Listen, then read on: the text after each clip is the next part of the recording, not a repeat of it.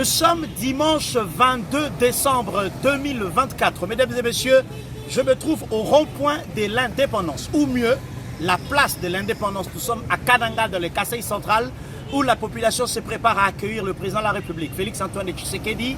qui va, dans le cadre de ses itinérances, passer ici pour rencontrer la population et il tiendra un meeting populaire à cet endroit pour échanger avec la population. Sachez avec moi, mesdames et messieurs, que cette population de Kananga, principalement et en général du Kasaï central,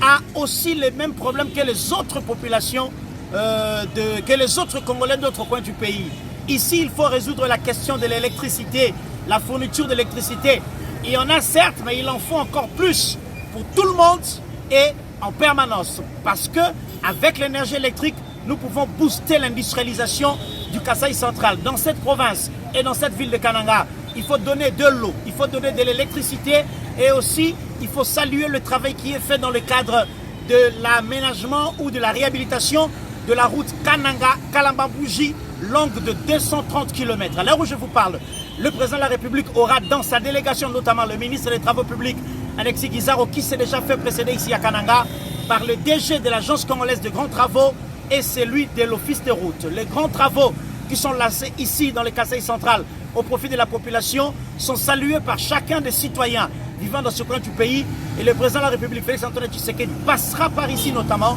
pour écouter la population, pour donner les solutions. Mais en lisant sur les différents panneaux et pancartes que nous voyons dans la ville, mesdames et messieurs, non seulement des messages de bienvenue, mais aussi des messages, des appels au président de la République pour le changement ou la modification de la Constitution, parce que les lois sont les nôtres et nous sommes en tant que peuple souverain de pouvoir décider de les modifier, de les changer ou de les abroger. Depuis Kananga, dans le Kasaï central, sachez aussi que le ministre de la Communication et des Médias, Patrick Mouyaya, l'homme qui porte la parole du gouvernement de la République, s'organise et s'active pour que tous les médias locaux et ceux venus de Kinshasa et de l'extérieur puissent être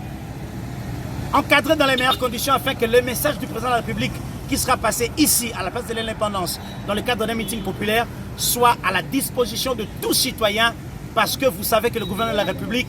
est dans l'option de la redevabilité mais aussi de la vérité, parce que les mensonges dans ce pays